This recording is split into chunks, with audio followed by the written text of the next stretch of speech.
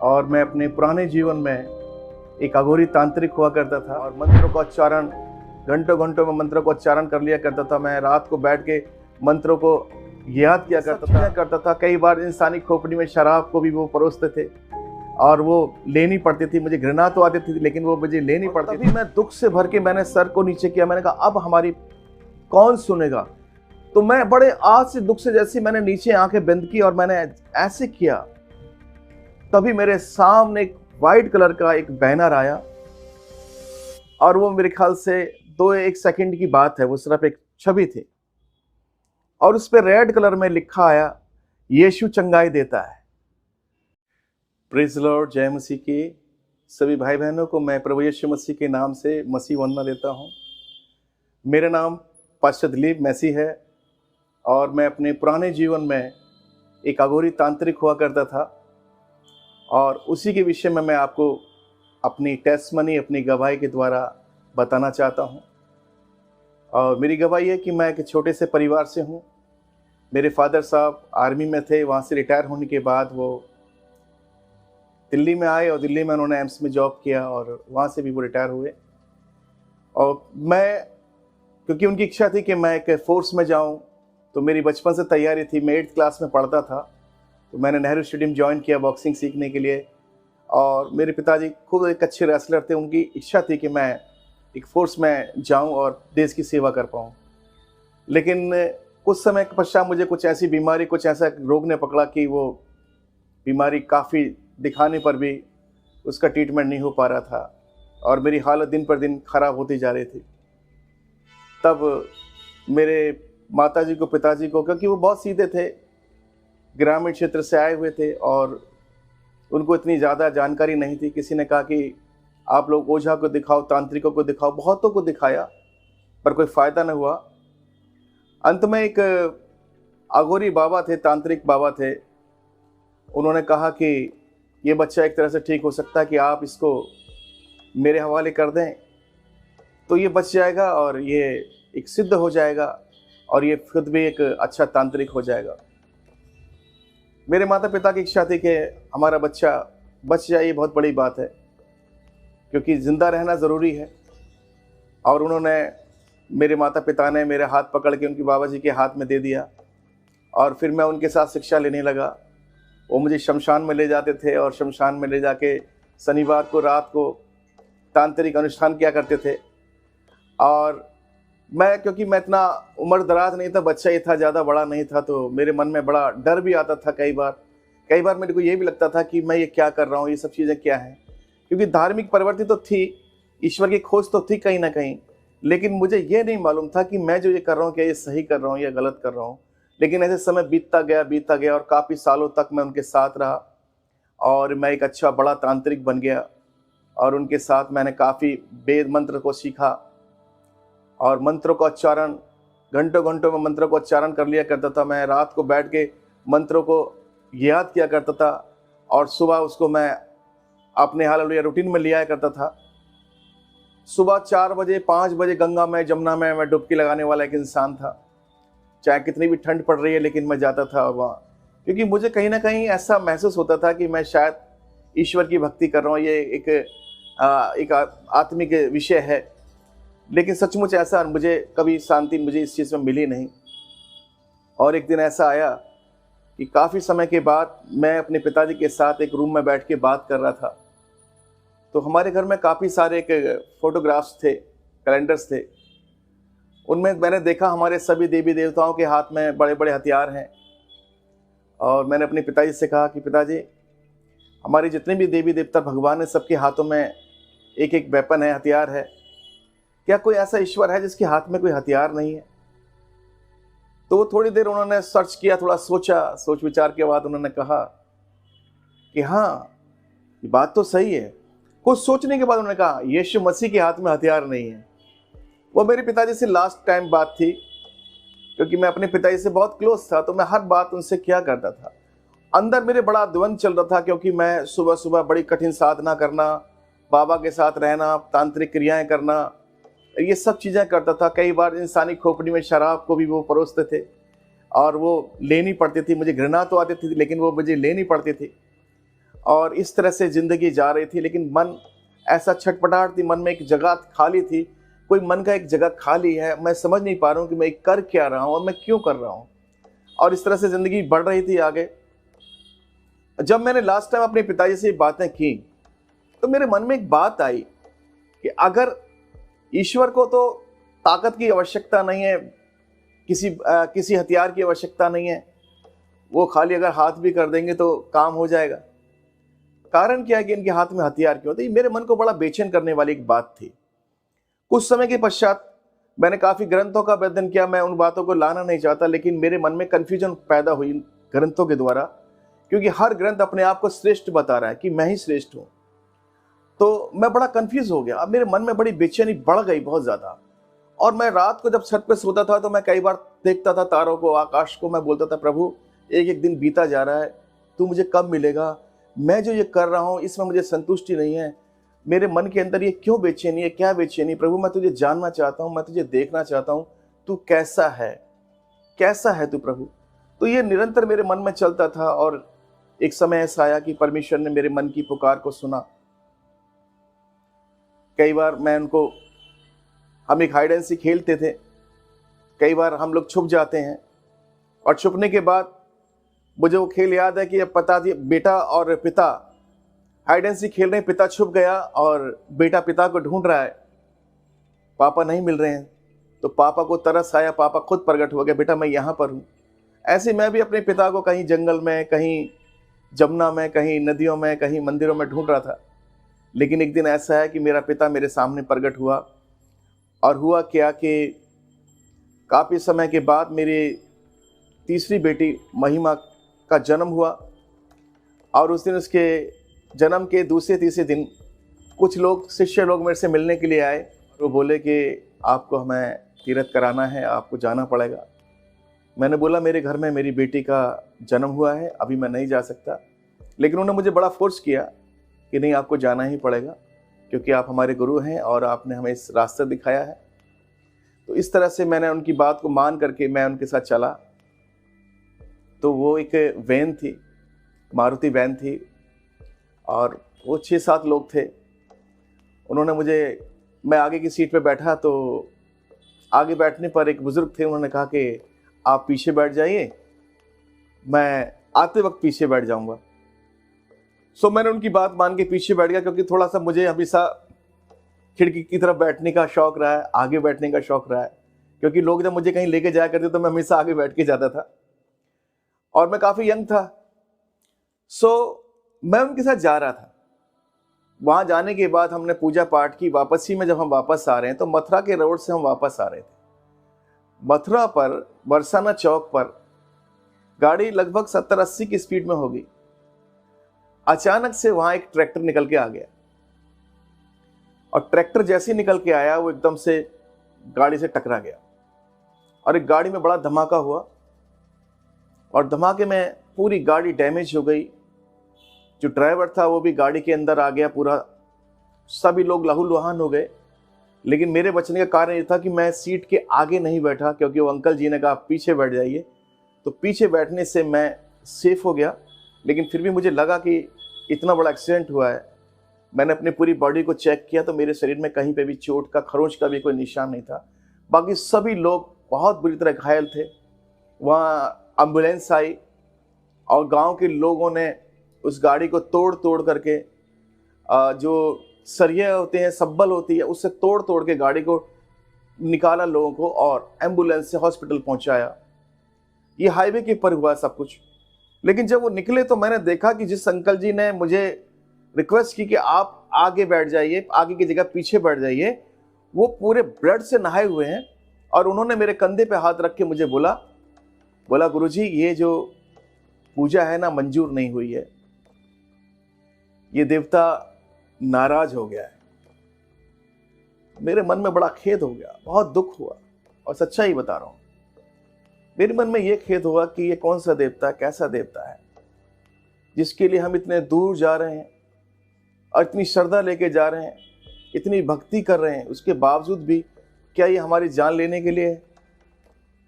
और इस आदमी की कैसी अंधश्रद्धा है कि अपने लहू को, अपने खून को नहीं देख रहा, पूरा खून में सना हुआ है, पूरा चोटिल है, उसके बावजूद भी उसे देवता याद आ रहा है, उसे अपनी जान बचाने की याद नहीं आ रही है। मेरा मन दुख से भर गया और मैंने तभी आसमान की तरफ मुंह करा और मैंने ऐसे करके बोला कि तू कौन है? अगर तू है तो मेरे सामने प्रकट हो और मुझे बता कि मैं हूं, वरना मैं ये समझूंगा कि हम एक अंधी दुनिया में जी रहे हैं, कोई ईश्वर नाम की चीज नहीं है, सब पाखंड है।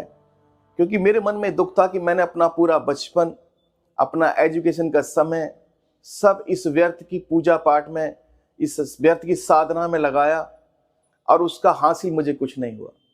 और आज मैं देख रहा हूं कि मेरी आंखों के सामने मैं इस आदमी के सामने निरुत्तर हूं। मेरे मन में बड़ा एक दुख आया और मैंने बोला अगर तू है तो मुझे बता तू कौन है, वरना मैं सोचूंगा हम एक अंधी दुनिया में जी रहे हैं और जैसे और लोग जी रहे हैं हम भी ऐसे जी लेंगे, जैसे और लोग खा रहे हैं पी रहे हैं ऐश कर रहे हैं हम भी ऐसे जी लेंगे। और हम इस बात के बाद मैं जब अपने घर आया तो मेरी बेटी का छठी का एक प्रोग्राम होता है हमारे हिंदू ट्रेडिशनल में।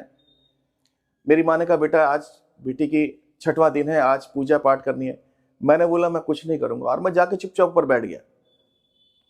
मेरी माँ बोली कि ऐसा तो कभी हुआ नहीं, क्या बात हो गई? मैंने बोला माँ आज के बाद मैं कोई पूजा पाठ नहीं करूंगा। मेरा मन एकदम विरक्त हो गया, मेरा मन दुख से भर गया। मुझे ऐसे लगा जैसे मैं किसी हवा को पकड़ रहा हूं लेकिन अभी तक वो मेरे सामने आया नहीं है कोई, और मैं टूट गया बिल्कुल से। ईश्वर है या नहीं, दो बातें मेरे मन में चल रही हैं कि मैंने अपना पूरा बचपन, अपनी पूरी जवानी को मैंने यहाँ पे मैंने वेस्ट कर दिया, यहाँ पे मैंने वेस्ट किया और मुझे अभी तक मिला ही नहीं है। उसके कुछ समय के बाद हमने एक नया घर लिया संगम विहार में और मेरे माता पिता वहाँ शिफ्ट होने जा रहे हैं और मेरा बेटा था छोटा सा, उसका मैंने स्कूल में एडमिशन करा दिया था, इसलिए मैं तो शिफ्ट नहीं हो पाया। लेकिन मेरे माता पिता मुझे यहाँ छोड़ करके दूसरी जगह चले गए शिफ्ट में अपने मकान में। और एक हफ्ते के बाद ही मेरी माँ को अस्थमा का अटैक आ गया और जब उनको अस्थमा का अटैक आया तो उनकी कंडीशन बहुत सीरियस हो गई, बचने की कोई हालत नहीं थी। मेरे पिताजी को भी प्रोस्टेट की प्रॉब्लम थी, काफ़ी बुजुर्ग थे और मेरी मम्मी पापा का आपस में बहुत ज़्यादा मेल मिला, बहुत प्रेम था, एक दूसरे के बगैर रहते नहीं थे वो। खाना साथ में, पीना साथ में, सब कुछ साथ में। तो हमारे मन में ये डर था कि अगर हमारी माँ को कुछ हो गया तो हमारे पिताजी भी सहन नहीं कर पाएंगे, तो हम तो अनाथ हो जाएंगे। मेरी दो बहनें, अभी इनकी शादी नहीं हुई है। और एक मन में बड़ा दुख और डर। जब मैं हॉस्पिटल में गया तो मैंने देखा वो मशीन लगा रखी है मुंह पर ऑक्सीजन की।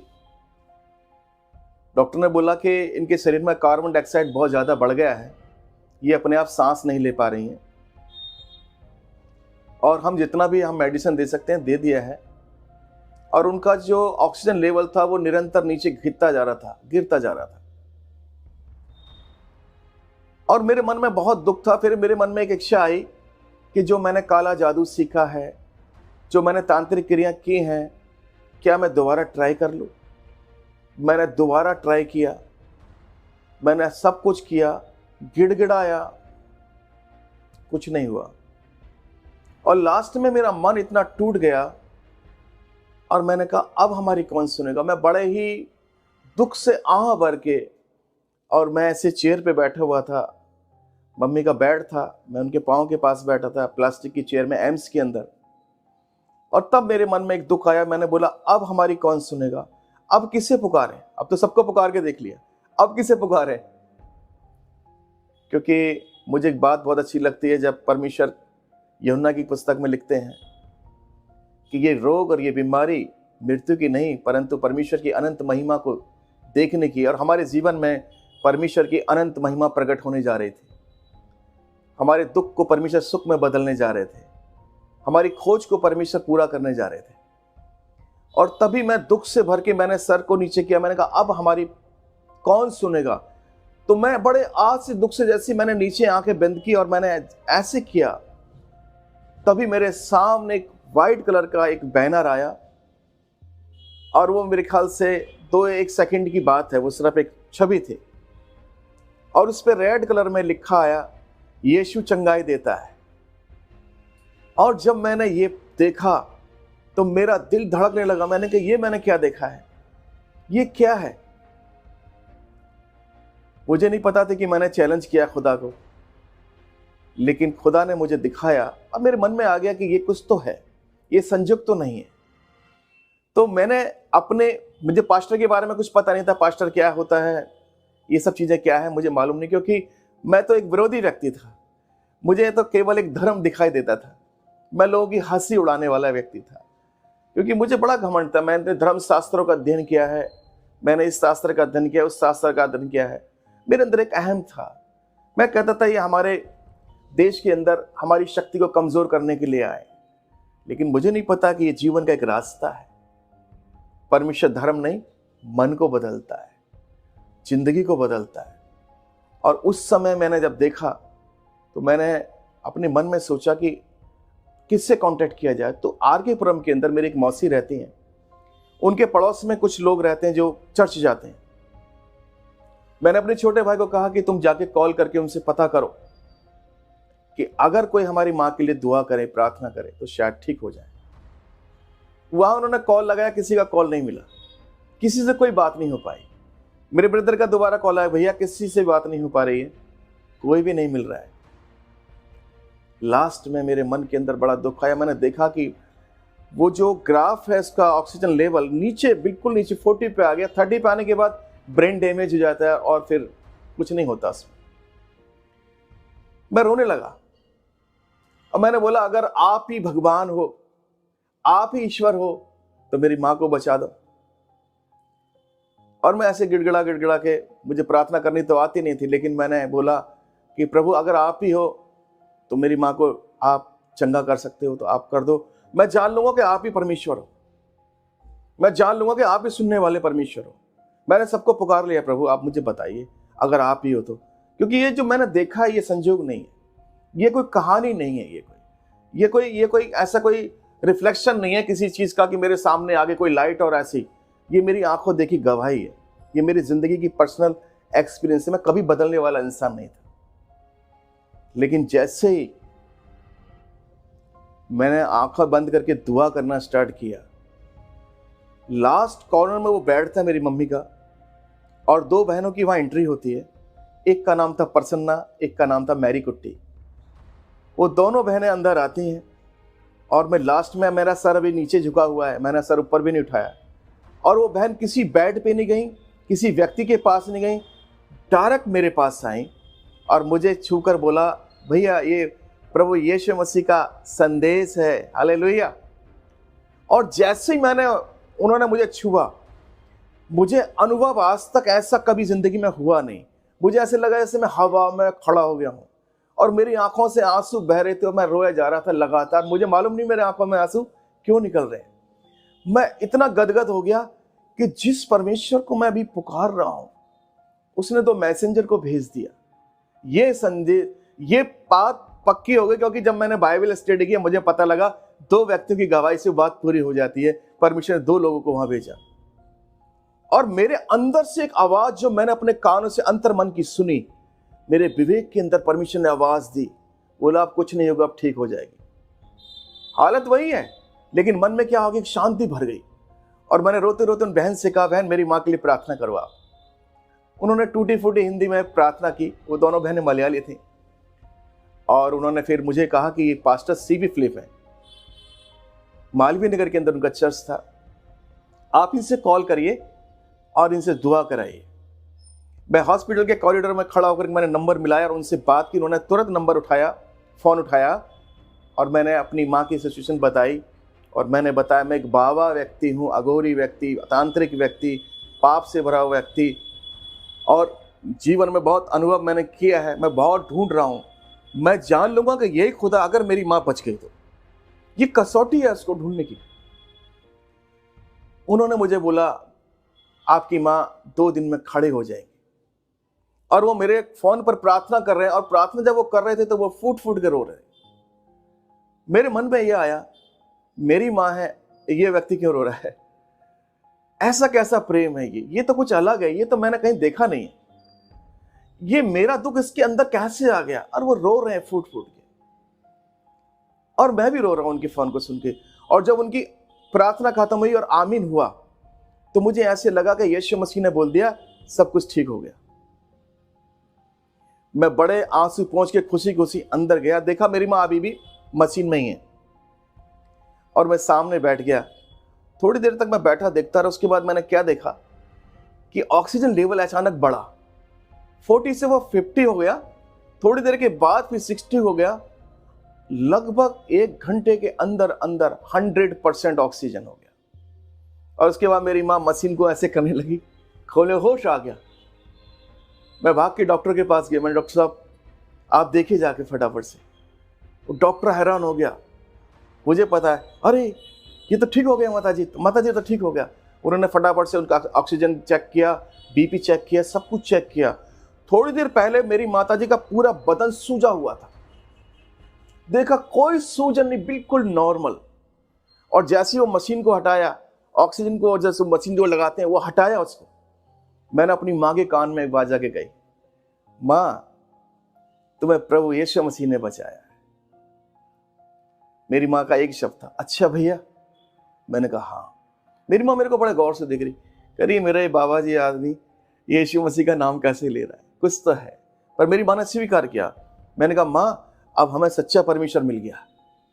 मैंने कहा अब तुम्हें कुछ नहीं होगा, क्योंकि उससे पहले तो मेरी छोटी वाली बहन मुझे ना दिखा के आंसू बहाने के लिए बाथरूम में जाके रो के आती थी, मैं उसे छुप के रो रहा था। हम दोनों बहन भाई ऐसे रो रहे थे, बारी बारी जा जाके बाथरूम में रोते थे जाके।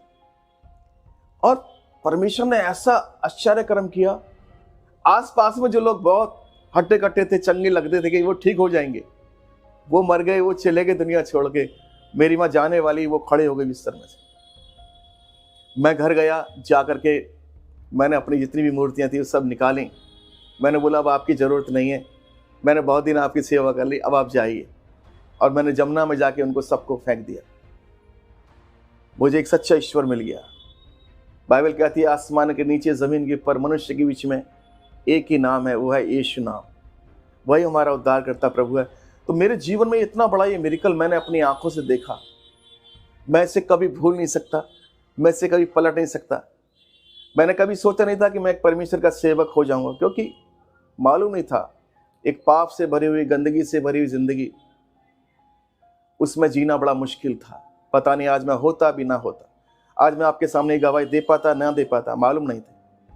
लेकिन खुदा ने हालेलुया वचन में कहा है कि मैंने तेरी माँ के गर्भ से तुझे चुन लिया है, उसका एक समय है। हमारा खुदा बहुत सच्चा है। और भाई बहनों में एक चीज़ और बताना चाहता हूँ, 3.5 साल के बाद मेरी माँ ने बपतिस्म लिया, परमेश्वर की धार्मिकता को पूरा किया। मेरे पिताजी ने 80 साल की उम्र में बपतिस्मा लिया, परमेश्वर की धार्मिकता को पूरा किया। और एक दिन मेरी माँ अच्छी खासी थी, उनकी अचानक थोड़ी तबीयत खराब हुई और बोली कि बेटा, मेरी बहन को बुलाया, मेरी बहन की शादी नहीं हुई थी, उसको बोला बेटा तुम चिंता नहीं करना, तुम्हारे भाई कभी तुम्हें धोखा नहीं देगा। और वो मैं उनको लेके हॉस्पिटल में ऐसी रूटीन की चेक के लिए जा रहा था। मैं सोचा ठीक होके वापस आ जाएंगी, लेकिन वहां से वापस नहीं आई, सीधे आईसीयू में चली गई, वेंटिलेटर पर चली गई। और मैंने शाम को 5:30 या 6-7 बजे करीब मैं उनके पास गया अंदर, तो मेरी माँ ने मुझे देखा तो मेरा हाथ बड़े कस के पकड़ लिया, छोड़ना नहीं चाह रही थी। मैंने अपनी माँ से बोला माँ डर लग रहा है। मेरी माँ ने ऐसे सरी लगेगा नहीं। तो मैंने अपनी माँ से एक बात कही थी कि हम आपके आजू बाजू में जितने लोग लेटे हैं ना, ये हर आदमी चाहता है कि हमें थोड़ा सा समय मिल जाए। हो सकता है बहुत सौ को अपने बच्चों की शादी करनी हो सकता है किसी के पास घर नहीं, घर बनाना चाहता हो, सबके पास कुछ ना कुछ इच्छा है। मैंने कहा माँ तुम्हारे पास एक आशा है, प्रभु यीशु मसीह। अगर प्रभु चाहेंगे तो आप हमारे साथ रहेंगे, नहीं तो प्रभु के साथ रहेंगे। और मैंने अपनी माँ से कहा माँ मैं तुम्हारे लिए दुआ करूं। मेरी माँ ने कहा हाँ दुआ करो। और मैंने उनके लिए दुआ की और 8 बजे वो इस दुनिया को छोड़ के प्रभु के पास चली गई। उसके बाद मैंने अपने पापा को सुबह के टाइम बताया, लेकिन मेरे पापा रोए नहीं। मैंने सोचा शायद बहुत रोएंगे, लेकिन उनको परमेश्वर ने पहले दर्शन में दिखाया कि मुझे बोला बेटा तुम्हारी माँ को मैंने देखा आसमान में ऐसे हाथ करके उठते हुए जाते देखा। बीमार थे बहुत ज़्यादा, तब मैंने बोला हाँ, मेरी माँ चली गई है पापा, प्रभु के पास चली गई। और 1 साल के बाद वो भी चले गए। लेकिन मैं परमेश्वर का धन्यवाद देता हूँ कि एक सच्चाई को हमने जाना है। हमें पता है ये मृत्यु जो है हमारा अंत नहीं है, ये जीवन की शुरुआत है। जितने भी प्रभु को प्रेम करने वाले हैं उनके लिए सारी बातें मिलकर भलाई को उत्पन्न करती है। मैं परमेश्वर का धन्यवाद देता हूँ इस गवाही के लिए, और मैं आपको उत्साहित करना चाहता हूँ कि परमेश्वर सच्चा है। वो कहता है परख कर देखो यहोवा कैसा भला है। आज ना तो मृत्यु का भय है, ना भविष्य की चिंता है, क्योंकि हमारा चिंता करने वाला एक परमेश्वर है। अपने सभी भाई बहनों को और जितने भी मुझे देख रहे हैं, जहाँ जहाँ से भी देख रहे हैं, मैं सबसे बड़ा ही विनम्र निवेदन करना चाहता हूँ कि आप इस सच्चाई की तरफ जाइए। आज भी मैं देख रहा हूँ बहुत सारे लोग अंधकार में भटक रहे हैं। बाइबल बताती है अंधकार को रचने वाला और प्रकाश को रचने वाला सर्वशक्तिमान महापराक्रमी परमेश्वर है। मैं आपको बताना चाहता हूं क्योंकि मैं इस अनुभव से गुजरा हुआ एक व्यक्ति हूं, और मैं ये जान चुका हूं कि आपको संसारिक चीजें तो ये शक्तियां दे सकते हैं, ये अंधकार आपको बहुत कुछ दे सकता है, लेकिन मुक्ति और मोक्ष नहीं दे सकता है, आपको शांति नहीं दे सकता है, आपको जीवन नहीं दे सकता है। प्रभु का कलाम कहता है मैं इसलिए आया कि बहुतायत का तुम्हें जीवन दूं। मैं आप सबको उत्साहित करता हूं कि आप एक सच्चे परमेश्वर की खोज में जाएं। जो खोजता है उसे जरूर मिलता है। जिन खोजा तिन पाया गहरे पानी बैठ। मैं भी खोज रहा था, मैंने भी ढूंढा उसको। हालेलुया। मैं एक अनुभव के साथ आया हूँ। मैं किसी चंगाई के कारण से या किसी आर्थिक स्थिति से तंग होकर के नहीं आया। मैं उसे ढूंढ रहा था कि प्रभु तू मुझे कब मिलेगा, और आज जब वो मिल गया तो मेरे जीवन में शांति है। और मैं चाहता हूँ सारी दुनिया शांति को पाना चाहती है, तो शांति के राजकुमार के पास जाइए आप। हालेलुया। आज भी लोग अंधकार में भटक रहे हैं। आज भी आप जाकर देखिए जगह जगह कुछ लोग तांत्रिकों के चक्कर में फंसे हुए हैं, कुछ लोग जादू टोनों में आज भी फंसे हुए हैं और अपने जीवन को बर्बाद कर रहे हैं। ये सब कुछ गलत है, ये सब अंधकार है। हालेलुया। और जहाँ अंधकार है वहीं शैतान है। इसलिए हम ज्योति की संतान बने, रोशनी की तरफ आएँ, क्योंकि हमारा खुदा रोशनी है और वो आपके जीवन को भी रोशन में करेगा। प्रभु आपको आशीष दे। God bless you.